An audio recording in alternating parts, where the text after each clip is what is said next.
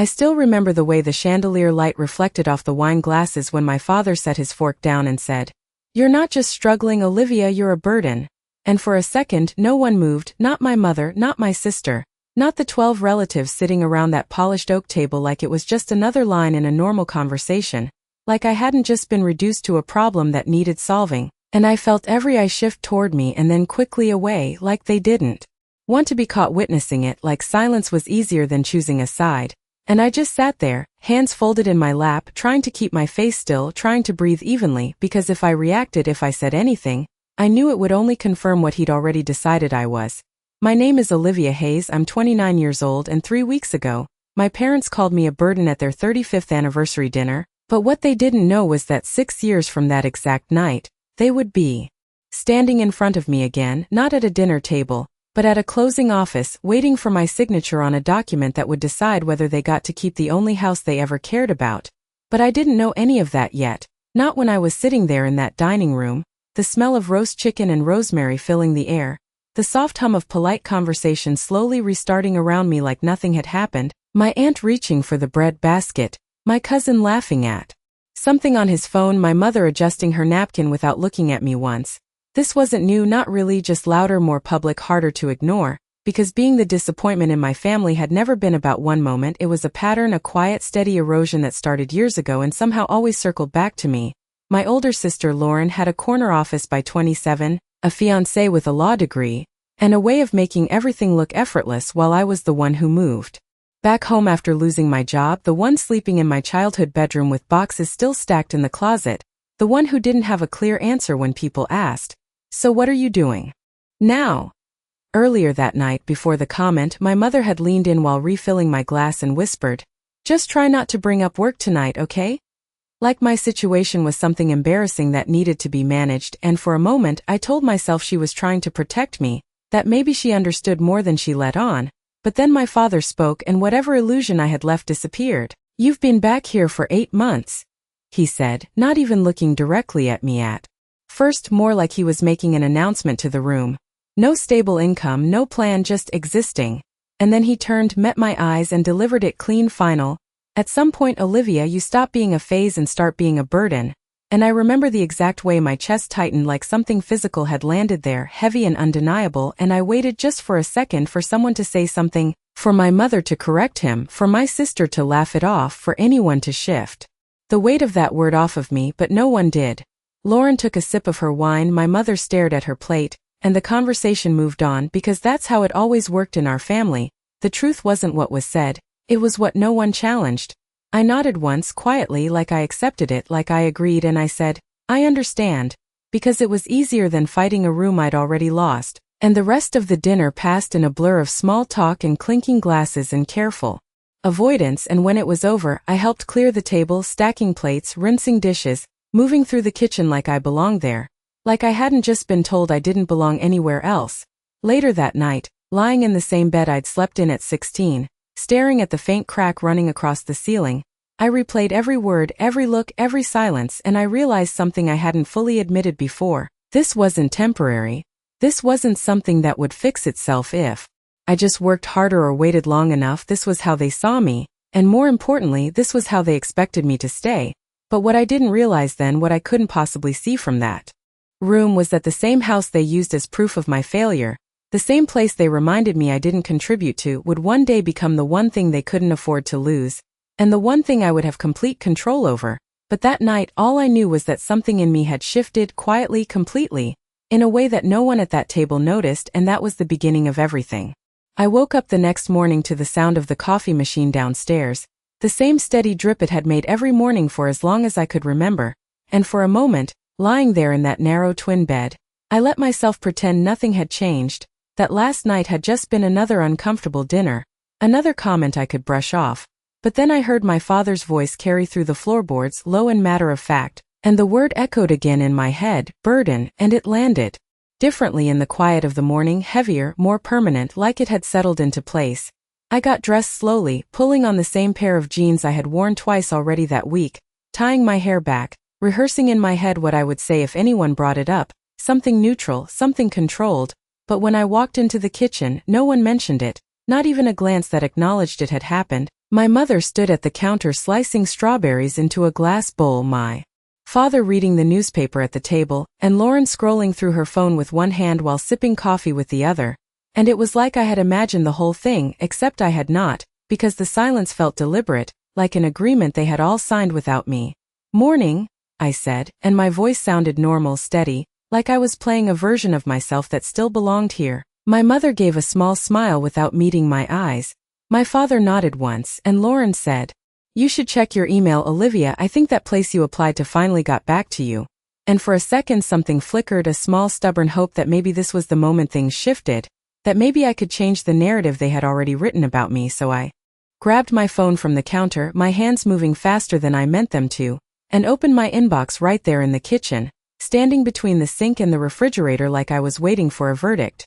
The message was short, polite, and final, thanking me for my time, explaining that they had decided to move forward with other candidates whose experience more closely aligned with their current needs. And I read it twice, then a third time, like the words might rearrange themselves into something different if I just looked long enough, and I felt Lauren watching me, not unkindly, but with that quiet, assessing expression she always had, like she was confirming something she already believed. "No luck?" she asked, and I shook my head once, forcing a small smile. "Not this one." And my father folded his newspaper, set it down with a soft thud, and said, "You cannot keep doing this halfway, Olivia. Sending out a few applications and hoping something sticks is not a plan." His tone was calm, almost instructional, which somehow made it worse because it sounded reasonable, like he was trying to help, like the problem was simply that I was not trying hard enough. And maybe part of me believed that, maybe part of me wondered if he was right. I nodded again because that was easier than explaining how many applications I had sent at 2 in the morning, how many cover letters I had rewritten, how many times I had refreshed my inbox waiting for something that never came. And my mother slid a plate toward me with toast and strawberries, like that was the solution. Like food could fill the space where something else was missing. The rest of the morning moved on like that, quiet, efficient, everyone slipping back into their roles, and by noon, Lauren had left for her office. My father had gone to meet a client, and my mother was upstairs on a call with someone from her volunteer committee, and I was alone in the kitchen, staring at the same counter where I had opened that email, and I realized something that felt both obvious and impossible at the same time. Nothing was going to change if I stayed here, not the way they saw me, not the way I saw myself, not anything. I walked upstairs, closed the door to my room, and looked around at the boxes I had never fully unpacked, the ones that still held pieces of a life that did not fit here anymore. And for the first time, I did not feel embarrassed about them. I felt restless, like they were waiting for me to decide something. I sat on the edge of the bed, opened my laptop, and instead of checking job boards, I pulled up a folder I had not looked at in weeks, files from small freelance projects I had done quietly. Late at night, work I had never told anyone about because it did not feel real enough to count. But as I scrolled through them, something shifted, not dramatic, not loud, just a quiet, steady realization that this was the only thing that had ever been mine. Something I had built without anyone's approval or expectation.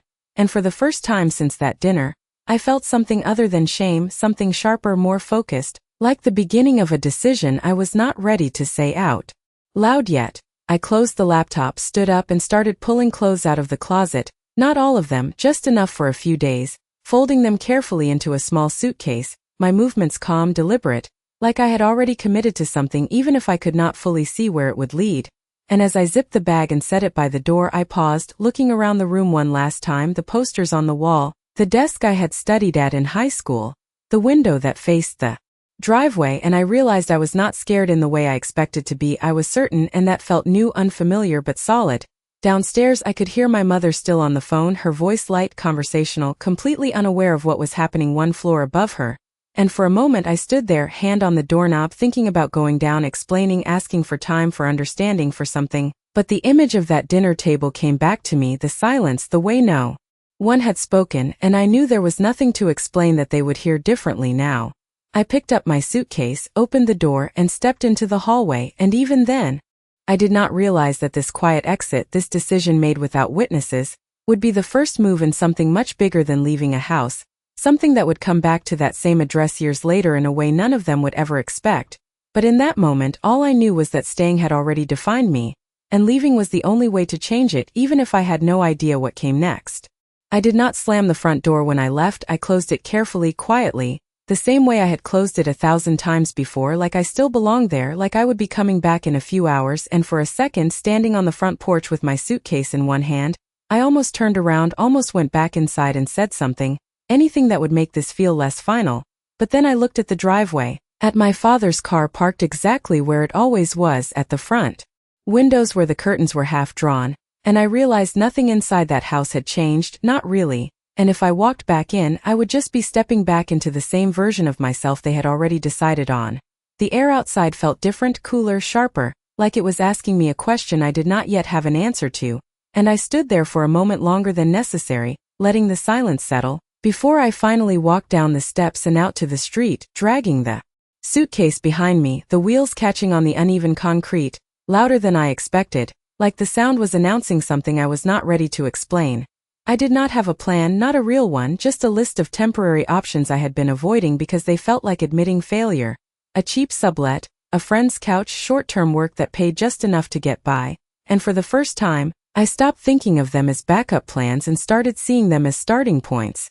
I pulled out my phone, scrolled through my contacts, and hesitated over a name I had not called in months, Maya Thompson. Someone I had met through a small freelance project the year before. Someone who had once said, "If you ever need space, I have an extra room." In a way that sounded casual but genuine, and I had laughed it off at the time because I had never imagined I would actually need it. I pressed call before I could overthink it, listening to the ring, each second stretching longer than it should, until her voice came through, warm, slightly surprised. "Olivia?"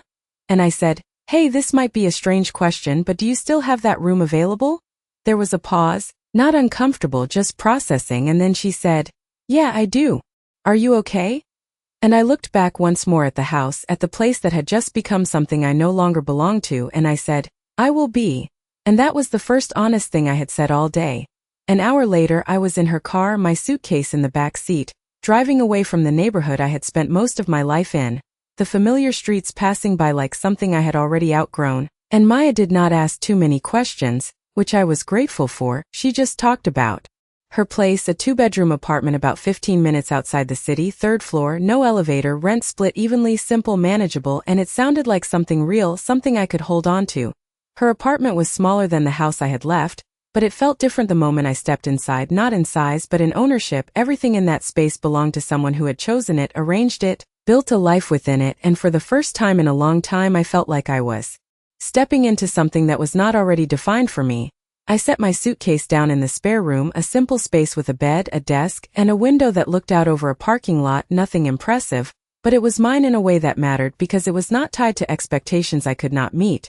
That first night, I sat at the desk with my laptop open, the same folder of freelance work in front of me, and instead of scrolling past it, I started organizing it, labeling files, updating portfolios, reaching out to old contacts. Small steps that felt almost insignificant on their own but together formed something that looked like direction. The days that followed were not easy, not dramatic. Either just consistent early mornings, late nights, taking on projects that paid less than they should, learning things I had never needed to know before, managing invoices, negotiating deadlines, figuring out how to turn something uncertain into something sustainable. And there were moments when I doubted everything, when I heard my father's voice in the back of my mind telling me this was not a real plan, that I was still just existing. But each time I kept going, not because I was confident, but because I did not have the option of stopping anymore. Weeks turned into months, and slowly, almost quietly, things began to shift. One client led to another, small projects turned into longer contracts, and for the first time I saw numbers in my bank account that reflected something I had built myself, not something I had been given or lost, and it was not enough to change everything yet, not enough to prove anything to anyone else, but it was enough to keep going. I did not tell my parents any of this, not the move, not the work, not the small wins that felt bigger than they looked, because I knew how they would see it, temporary, unstable, not worth acknowledging, and part of me no longer needed their recognition the way I once had, which felt like a loss at first and then slowly like freedom. One night, sitting at that same desk, I opened a new tab and started reading about something I had never seriously considered before: real estate listings, market trends, property values in neighborhoods I used to drive through without thinking. And I did not know exactly why I was looking, not yet, but something about it held my attention in a way nothing else had, like it connected to something larger than just getting by, something that could eventually change the way everything looked from the outside. And as I clicked through listing after listing, I did not realize then how important that moment would become, how that quiet curiosity would turn into Something that would eventually bring me back to the one place I had left behind, but what I did know was that for the first time, I was not reacting to what had been said about me. I was starting to build something that would speak for itself. The first time I made more than $2,000 in a single week, I did not celebrate. I just stared at the number on my screen at 2:30 in the morning, sitting at that small desk in Maya's spare room, the glow of my laptop reflecting off the window, and for a second it did not feel real, like it belonged to someone else, someone who had a plan, someone who knew what they were doing, not someone who had left her parents' house with a single suitcase and no clear direction. I refreshed the page twice just to make sure it did not disappear, and when it stayed, when the number remained exactly where it was, something shifted in a way that felt quiet but permanent, like a line had been crossed that I could not go back over. The work itself was not glamorous, long hours redesigning client interfaces, optimizing websites, managing small digital campaigns for businesses that needed results but did not have the budget for larger firms, and I said yes to everything in the beginning. Every project, every deadline, every late-night call, because I understood something I had not fully understood before. Consistency mattered more than talent at this stage. Showing up mattered more than proving anything. There were nights when I fell asleep at the desk and woke up with the imprint of the keyboard on my arm. Mornings when I drank coffee that had gone cold hours earlier because I forgot it was there. Days when I questioned whether this was sustainable or just another version of struggling dressed up as progress. But each time I checked my account, each time a client paid an invoice on time, each time someone came back with more work instead of moving on, it reinforced something I was starting to believe. I was not stuck anymore. I was building something, even if it was slow, even if no one else could see it yet. About 4 months in, Maya knocked lightly on my door one evening and leaned against the frame, watching me work. "You ever think about scaling this?" she asked, and I looked up, not fully understanding what she meant. "You have consistent clients now, Olivia. You could raise your rates, be more selective, maybe even bring someone else on for smaller tasks." And I almost laughed, not because it was funny but because it felt too big, too far ahead of where I saw myself, but the idea stayed with me long after she walked away. That night I opened a spreadsheet and started tracking everything, every project, every hour, every payment, looking for patterns, looking for places where I could improve, where I could charge more, where I could say no without losing momentum. And it was the first time I approached what I was doing like a business instead of survival. Around the same time, I kept going back to those real estate listings, not casually anymore, but with intention, learning how pricing worked, how neighborhoods changed over time, how properties were evaluated.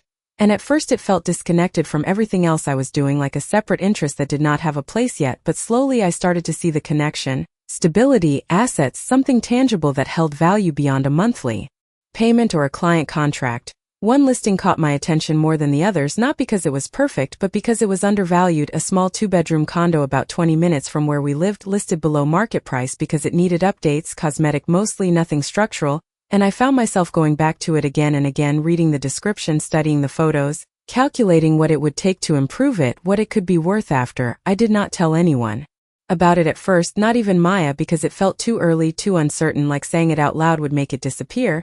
But the idea took hold in a way that was hard to ignore, not just renting space but owning something, even something small, something that could grow over time. The problem was obvious. I did not have enough saved yet, not for a down payment, not for closing costs, not for the kind of move that would change my situation in a real way. And for a moment I felt that familiar pressure, the voice that sounded like my father reminding me that I was still behind, still not where I should be. But this time it did not stop me, it redirected me. I started setting specific targets, numbers that felt uncomfortable but not impossible, cutting expenses where I could, taking on higher paying projects even when they demanded more of my time, negotiating better terms with clients who had already seen my work, and each small adjustment brought me closer to something that once felt completely out of reach.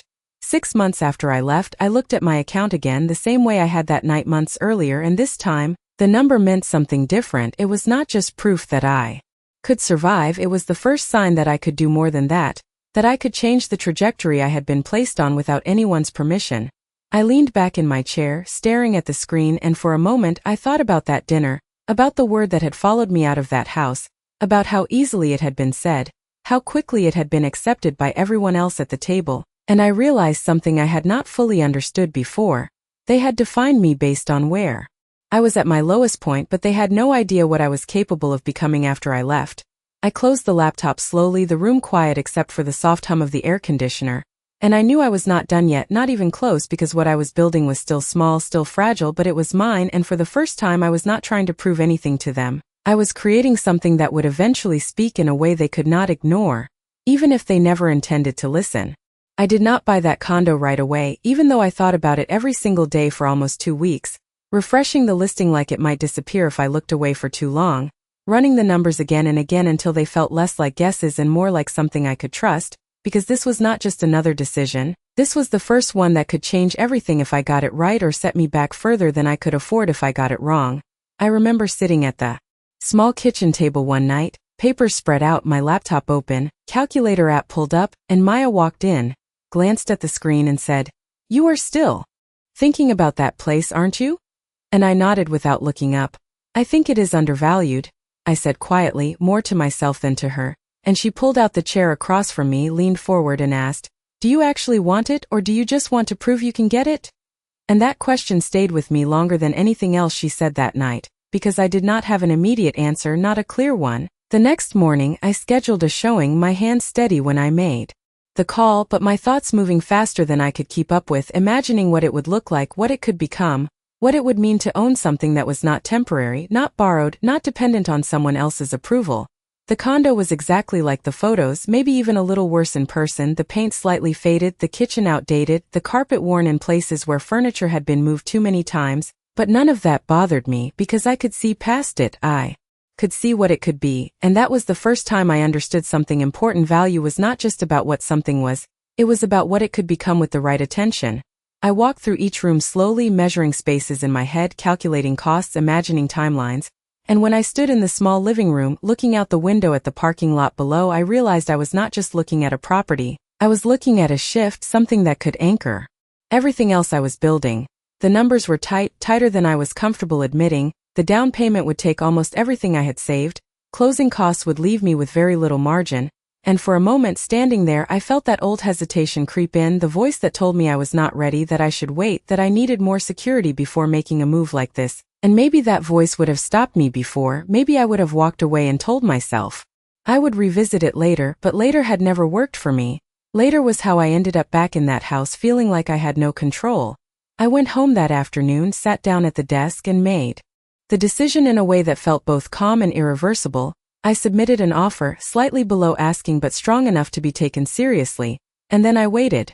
Those next 48 hours felt longer than any deadline I had ever worked under. Every notification on my phone made my chest tighten, every email made me pause, and when the agent finally called, her voice measured but positive, "They accepted your offer." I did not react right away, I just sat there, processing the words, letting them settle into something real before I allowed myself to feel anything else.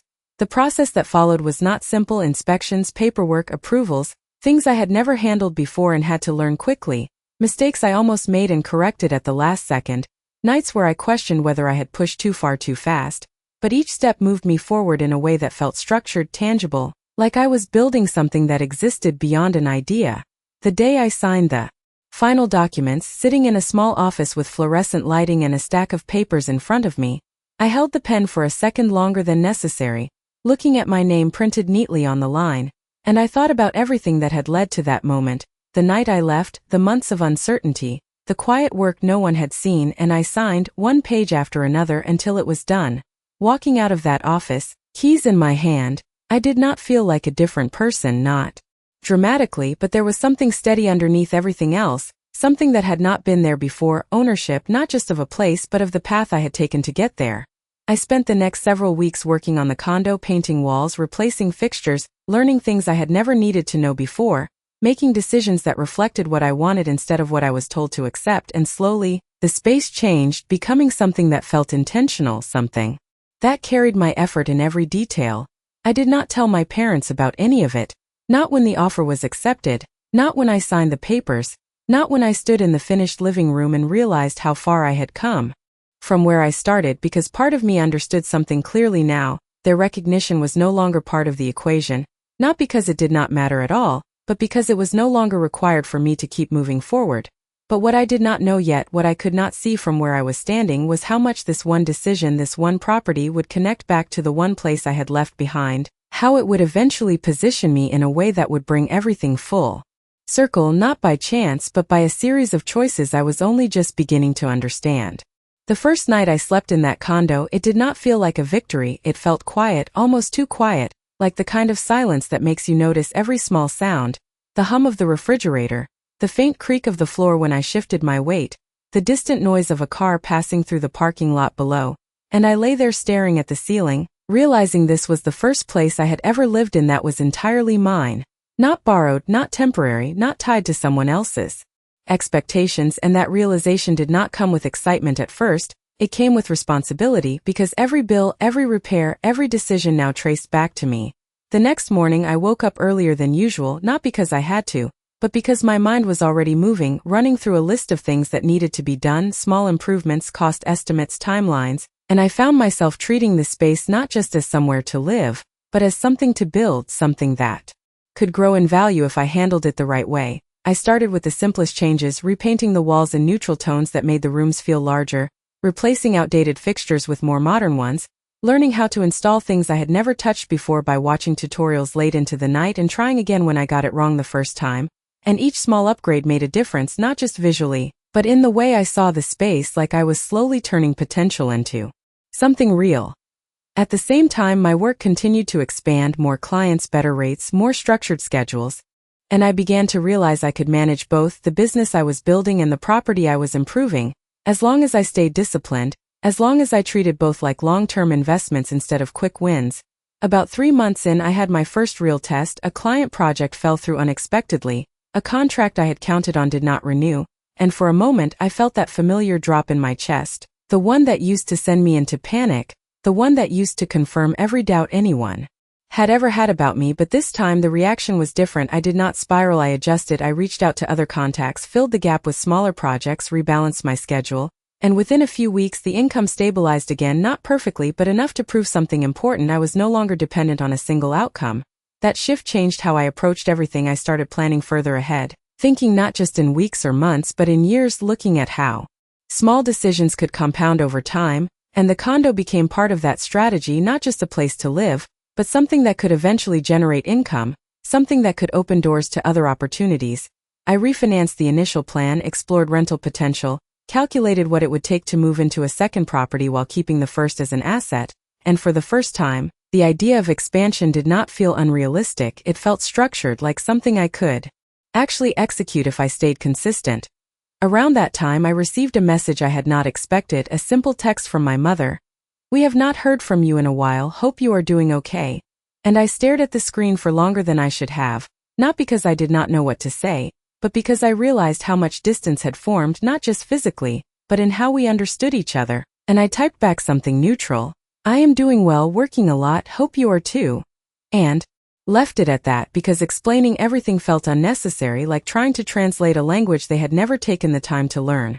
Weeks passed without another message, and I did not follow up, not out of anger, but because I was no longer waiting for that connection to define my progress. I was focused on what was in front of me, what I could control. 6 months after moving into the condo, I stood in the living room, now fully updated, sunlight coming through the window in a way that made the space feel completely different from the day I first saw it, and I realized I had created something tangible, something that reflected effort, discipline, and a series of decisions that had nothing to do with proving anyone wrong and everything to do with building something right. But what I did not realize then, standing there in that quiet space, was how quickly things could shift again. How the stability I was building would soon intersect with something from my past in a way I could not predict, something that would bring my name back into conversations I had walked away from, and not in the way anyone would expect, because while I had been focused on building forward, something behind me had started to unravel, slowly, quietly, in a way that would eventually require me to step back into a situation I thought I had left for good. It started with a call I almost did not answer, my phone lighting up on the desk late on a Thursday afternoon while I was reviewing a client contract, the number unfamiliar but local, and I let it ring once, twice, 3 times before I picked it up, expecting a sales pitch or a wrong number. But the voice on the other end was measured, professional, and immediately caught my attention. "Hi, is this Olivia Hayes?" And something in the way he said my name made me sit up straighter. "Yes, this is she," I replied, and there was a brief pause before he continued. "My name is Daniel Mercer. I am a real estate agent working with a property in Brookdale. I believe you are familiar with the address." And for a second I did not understand what he meant. Brookdale was not where my condo was, it was where my parents lived, where that house still stood exactly as I had left it, and I felt something shift in my chest, Not panic, not yet, but awareness, like something I had not been watching was suddenly moving. I am not sure what this is about, I said carefully, and he continued. The property has recently been listed due to financial restructuring, and we are reaching out to potential buyers who have shown interest in similar properties in that area. And I almost laughed, not because it was funny, but because the words did not align with the reality I remembered. That house had always been presented as stable, untouchable, something my father took pride in as proof of everything he had built. And now it was being described like an asset under pressure. I thanked him, said I would think about it, and ended the call, but I did not go back to my work right away. I just sat there, phone still in my hand, replaying the conversation, trying to connect it to something that made sense. And the more I thought about it, the more one thing became clear. Something had changed back there, something significant enough to put that house on the market. I opened my laptop, pulled up the listing, and there it was, the same exterior, the same driveway, the same front porch where I had stood with my suitcase, but now presented in a different context, square footage, asking price, property details, and I noticed immediately that the price was lower than I expected, not dramatically, but enough to signal urgency, enough to suggest that this was not a casual decision. I clicked through the photos slowly, room by room, recognizing everything: the dining table where that conversation had happened, the kitchen where I had stood reading that rejection email, the hallway I had walked through the day I left. And it felt strange, seeing those spaces reduced to listing images, stripped of context, reduced to value points and selling features. I leaned back in my chair, processing what I was seeing, and for a moment, I felt something unexpected, not satisfaction, not even validation, but distance, like I was looking at a place that used to define me but no longer held that same weight. My first instinct was to close the page, to move on, to treat it as something that no longer concerned me, because technically it did not. I had my own place now, my own path, my own stability, but the more I thought about it, the more I realized this was not just any property. It was the one place that had shaped how I saw myself for years, the one place where everything had been decided without me. And now, for the first time, it was being presented as something open, something available, something that could be claimed by someone else. I stood up, walked over to the window, looking out at the parking lot below my condo, grounding myself in the present, in what I had built, and I asked myself a question I had not expected to consider: not whether I could buy it, but whether I should. The numbers would be complicated, more than my first purchase, higher stakes, more risk, but not impossible, not anymore, not with what I had built over the past year. And that realization sat with me in a way that felt both heavy and clear, because this was no longer about survival, it was about choice. My phone buzzed again, a message this time from a number I recognized: my mother. "We need to talk, Olivia." And I stared at the screen, the words simple but carrying more weight than they appeared to, and I realized something in that moment. The situation I had stepped away from was not just shifting, it was reaching back, not in the way it had before, not with control or expectation, but with uncertainty, and for the first time I was not the one being defined by it. I was in a position to decide how I would respond, and that changed everything in a way I was only beginning to understand. I did not reply to my mother's message right away, not because I did not know what to say, but because I understood that whatever I said would open a door I had deliberately kept closed for over a year, and I needed to be clear about why I was opening it now. I set my phone down on the desk, looked back at the listing still open on my laptop, and forced myself to approach it the same way I would approach any other property, not as something emotional, not as something personal, but as an asset, with numbers, risks, and potential outcomes, because if I let it become about the past, I would lose the clarity I had worked so hard to build. The price was still below what I remembered the market supporting in that area, the house itself larger than my current place, well-maintained structurally, and in a location that had appreciated steadily over the past 5 years, which meant one thing: if it was priced this way, there was pressure behind the sale, something that required it to move quickly. I pulled up comparable properties, recent sales, calculated estimated value after minor updates, ran financing scenarios, and for the first time I looked at that house not as where I had lived, but as an opportunity, something that could fit into a larger strategy if handled correctly. My phone buzzed again, another message from my mother: "Please, Olivia, this is important." And the tone was different this time, less controlled, more urgent, and that alone told me more than the words themselves. I picked up the phone, stared at the screen for a second, and then I called her instead of replying. Because if this conversation was going to happen, I wanted to hear it directly, not through carefully chosen text. She answered on the second ring, her voice slightly unsteady: "Olivia." And for a moment, neither of us said anything else, just the sound of breathing on both ends, like we were both trying to figure out where to begin. "I saw the listing," I said finally, keeping my tone neutral, and there was a pause before she responded, longer than it should have been. Yes, she said quietly. We were going to tell you.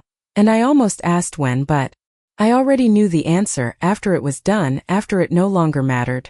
What happened? I asked, and this time the pause was shorter, like she had rehearsed this part. Your father had some investments that did not go the way he expected, and with the market shifting things became complicated, she said, choosing each word carefully, and I could hear what she was not saying: losses, obligations, pressure, the kind of situation that forces decisions quickly. We need to sell the house, she added, more directly this time. And there it was, the statement that changed everything.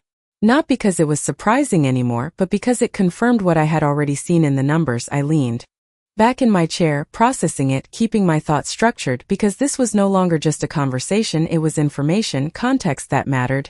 There is a lot of interest, she continued, but we are trying to handle this carefully. And I nodded even though she could not see me, because I understood what that meant. They were trying to control the outcome, maintain some sense of stability, even as things shifted underneath them. Why are you telling me this? I asked, not accusing, just direct, and she hesitated, then said, because you should know. And that answer was incomplete. We both knew it, but neither of us said it out loud, not yet.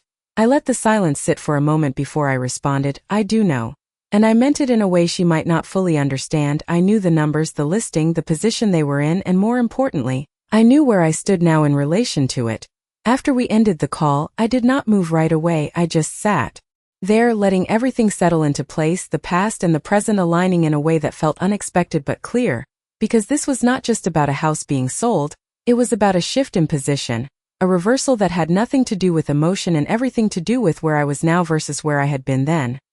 I opened my laptop again, went back to the listing, and this time I did not hesitate. I reached out to the agent directly, asked for full details, disclosures, timelines, everything I would need to evaluate it properly, because if I was going to consider this, I would do it the same way I had approached everything else, with clarity, discipline, and no assumptions. As I typed the message, I realized something that felt both simple and significant. I was no longer reacting to what had happened in that house. I was in a position to decide what would happen to it next, and that shift, that quiet change in control, was something I had never experienced before, not in that context, not with those stakes. And as I hit send, I knew this was no longer just a possibility. It was the beginning of a decision that would bring everything full circle in a way none of them had planned, including me. I did not expect the agent to respond as quickly as he did, but within an hour, my inbox filled with documents, disclosures, inspection summaries, financial notes, everything laid out in a way that removed any remaining doubt about the situation. And as I read through them, line by line, something became clear that my mother had only hinted at. This was not just a strategic sale, it was a necessary one. There were outstanding obligations, timing constraints, and a clear need to close quickly. Which meant leverage, not emotional leverage but financial, structural, the kind that determines who has control in a transaction. I printed out the documents, spread them across my desk the same way I had done with my first property, and started breaking everything down: current value, estimated repair costs, potential appreciation, financing options, and most importantly the seller's position, because that would determine how I approached this, not as a daughter, not as someone with history in that house, but as a buyer who understood the situation from the outside.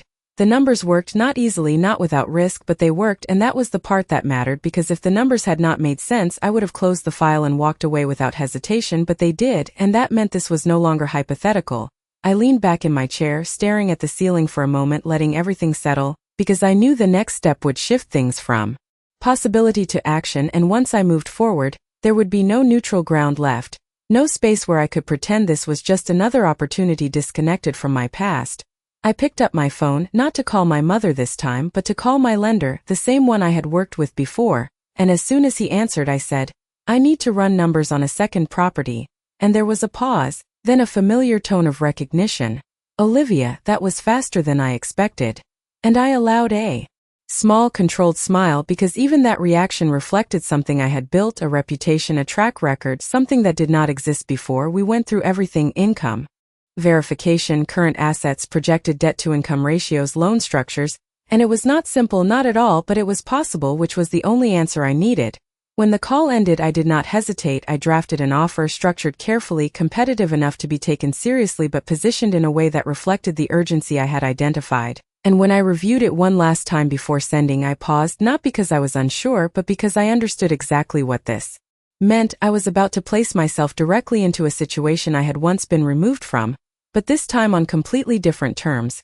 I sent the offer and closed the laptop, the room quiet except for the steady rhythm of my breathing, and for a moment I allowed myself to think about that dining room again, the words that had followed me out of that house, the way they had settled into my identity at the time, and I realized something that felt almost detached now. Those words no longer had authority over me. They no longer defined the decisions I was making or the direction I was moving in.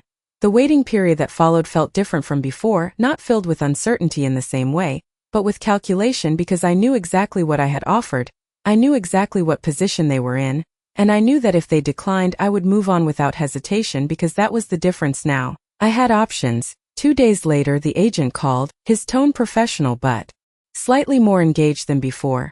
"Olivia, your offer is being considered seriously." And I nodded slowly, even though he could not see me, because that confirmed what I already understood.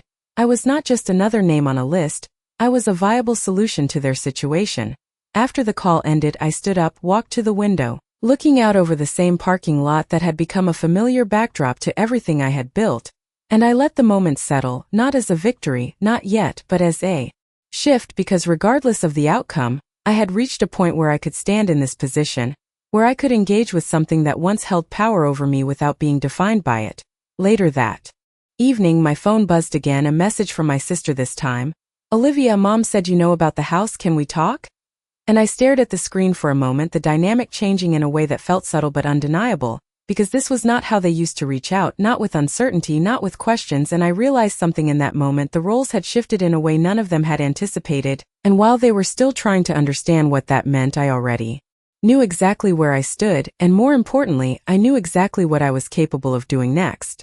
I did not call Lauren right away, even though her message stayed on my screen longer than it should have, because I understood that this conversation would not be simple, not like before when everything between us followed a predictable pattern, her being certain, me explaining or staying quiet, but now there was a shift I could already feel, and I needed to approach it the same way I had approached everything else recently, with control, not reaction. I waited until later that evening after I had finished my work, after the day had settled into something quiet, and then I called her, letting it ring once before she picked up, her voice quick, slightly tense. "Olivia." Like she had been waiting for this. "Hey," I said, keeping my tone even, and there was a pause, not long but noticeable, like she was deciding how to start. "Mom said you spoke to the agent," she said finally, and I could hear something under her voice. Not accusation, not exactly, but something closer to uncertainty, which was new. "I did," I replied simply, and I did not offer anything more, not yet. "So what are you thinking?" she asked, and that question alone would have sounded impossible a year ago, because no one had asked what I was thinking then, not about anything that mattered, and now she was asking directly, like my answer carried weight. I leaned back in my chair, looking at the ceiling, choosing my words carefully. "I am evaluating it like any other property," I said, and she let out a small breath, almost like she had expected something different, something more emotional, something easier to respond to. "Olivia, this is not just any property," she said, her voice tightening slightly, and for a moment, I almost responded the way I used to, defensive, reactive, but I stopped myself because she was right in one sense but not in the way she meant. "It is not for you," I said quietly, "but for me it has to be." And the silence that followed was heavier than anything she could have said. "We are trying to handle this carefully," she continued after a moment, echoing what my mother had said earlier. "There are offers coming in, but we need something that works for us, not just financially but practically." And I understood what she meant without her saying it directly. Timelines, flexibility, conditions, things that mattered when you were not just selling a house, but trying to hold on to some sense of stability while letting it go. "I know," I said, and I did, because I had read everything, understood their position in a way they might not realize I could, and that changed how I heard every word she was saying. "Then you understand why this is complicated," she added, and I almost smiled at that, not because it was amusing, but because it revealed something important. They still saw complexity as something that might overwhelm me, something I might not be equipped to handle, and that assumption lingered even now. "It is not complicated," I replied calmly. "It is structured. There is a difference." And she did not respond right away, and in that silence I could feel the shift again, subtle but real. Are you actually considering making an offer?" she asked finally, and there it was, the question that moved everything from speculation into something tangible. and I did not hesitate. I already have, I said, and this time the silence on the other end was longer, heavier, like she was recalibrating everything she thought she knew about the situation. You are serious, she said, more to herself than to me, and I let that sit because I did not need to confirm it again. It was already clear.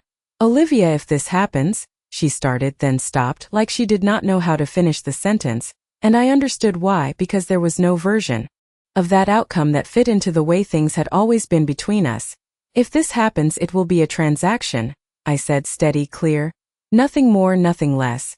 And I meant that, not as distance but as clarity, because anything else would complicate what needed to remain simple.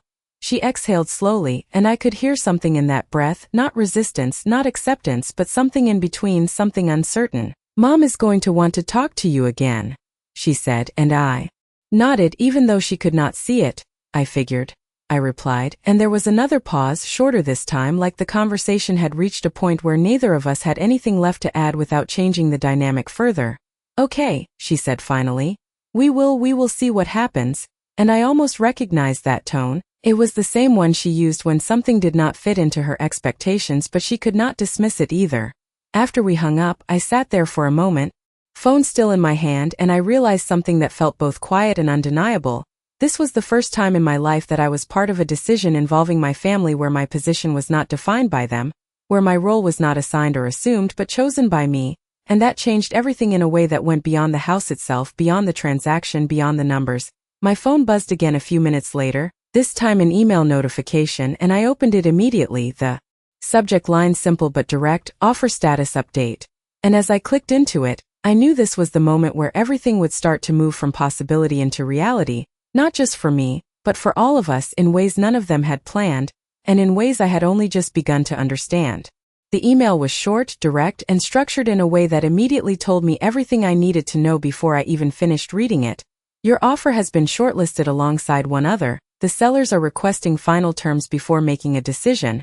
And I read that line twice, not because I did not understand it, but because I recognized what it meant. This was no longer about whether I was a viable buyer, it was about whether I was the right one, and that distinction carried weight. I set my phone down slowly, letting the moment settle, because this was the stage where decisions mattered more than intention, where small adjustments could determine the outcome, and I needed to approach it with the same clarity that had gotten me this far. I opened the documents again, reviewed my original offer, every clause, every timeline, every condition, and I asked myself a simple question: what mattered most in this situation, not to me but to them, because if I understood that correctly, I could position my offer in a way that aligned with it without compromising my own structure. Timing stood out immediately, the need for a clean, efficient close, minimal complications, flexibility where it mattered, and I adjusted accordingly, refining the terms, strengthening the parts that reduced uncertainty, removing anything that could slow the process down, because I knew this was not just about price, it was about reliability. As I worked through the revisions, my phone buzzed again, this time a call from my mother, and I watched it ring for a second before answering, her voice quieter than before, more measured. Olivia, we were told there are 2 serious offers, she said, and I could hear the weight behind her words, the awareness that this decision was no longer abstract. That is what I understand, I replied, keeping my tone steady, and there was a pause before she continued, are you one of them? And for a moment I considered how to answer, not because I wanted to avoid the question, but because I understood what the answer represented now, not just information, but a shift in how she would see me in this context. Yes, I said simply, and the silence that followed was different from before, not uncertain, not confused, but something closer to recalibration. I see, she said quietly, and I could almost picture her processing it, adjusting her understanding of the situation in real time, and for the first time I was not the one explaining or justifying anything, I was stating a fact. There are things we need to consider, she added, her tone careful, and I nodded. Even though she could not see me, I know, I said, because I had already considered them from a perspective they might not expect. Your father is trying to make sure the transition is as smooth as possible, she continued, and I heard the underlying meaning: stability, control, maintaining as much of the situation as possible even as it changed, and I understood that too. That is what my offer reflects, I replied, not defensive, not assertive, just clear, and she did not respond immediately, and in that pause I could feel the shift again, subtle but undeniable, because this was not a conversation where I was asking for understanding, It was one where I was demonstrating it. "We will review everything carefully," she said finally, and I believed her because this was no longer about assumptions or expectations, it was about decisions that had real consequences. After we ended the call, I finalized the revised offer, reviewed it one last time and sent it through, knowing that this was the version that would be evaluated against the other, knowing that whatever happened next would be based on these terms, not on history, not on perception, but on structure. The waiting that followed felt different again, quieter, more contained, because I had done everything I could within my control, and now the outcome would depend on how it aligned with their needs. That evening, I found myself standing in my condo's living room, looking around at the space I had built, the small decisions that had turned it into something stable, something intentional, and I realized that regardless of what happened next, this part did not change, this foundation remained because it was built independently of any single outcome. My phone buzzed again later that night, another email notification, and I picked it up, opened it slowly, aware that this was the moment where everything would either move forward or shift in a different direction.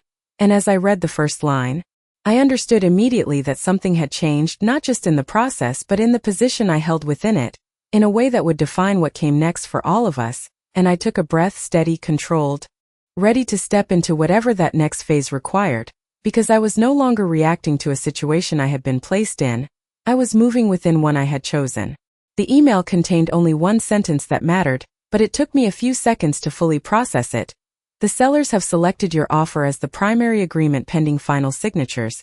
And I read it again, slower this time, letting each word settle into place, because this was not just confirmation, it was a shift, a definitive one, and for a moment I did not move. I just sat there in the quiet of my living room, phone in my hand, feeling the weight of what had just happened without reacting to it immediately. I set the phone down carefully on the table, stood up, and walked toward the window, looking out at the same view I had seen every day since I moved into this place. But everything felt slightly different now, not because the space had changed, but because of what this meant, not just in terms of the property but in terms of position, control, and the way the past and present were now intersecting in a way I could not ignore.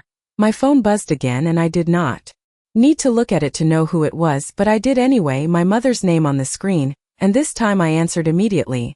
"Olivia," she said, her voice quieter than I had ever heard it, not uncertain, not exactly, but careful, measured in a way that told me she understood the situation fully now. "I received confirmation from the agent," she continued, and I could hear the shift in her tone, the absence of assumption, the presence of something else, something closer to acknowledgement. "So, did I?" I replied, keeping my voice even, because this was not a moment for reaction, it was a moment for clarity. There was a pause, and then she said something that stayed with me longer than anything else in that conversation. "We want to make sure everything goes smoothly." And I understood immediately what she meant, not just the transaction itself but everything around it, the logistics, the timing, the transition, the unspoken adjustments that would come with it. "It will," I said, and I meant it because I had structured it that way, because I had anticipated what they needed even before they fully expressed it. "Your father, he is reviewing the documents," she added, and I could almost hear the weight behind that statement, the shift from certainty to evaluation, from control to participation in something he no longer directed. I nodded slightly even though she could not see me. "That is fine," I said, because this process was no longer dependent on how he viewed it.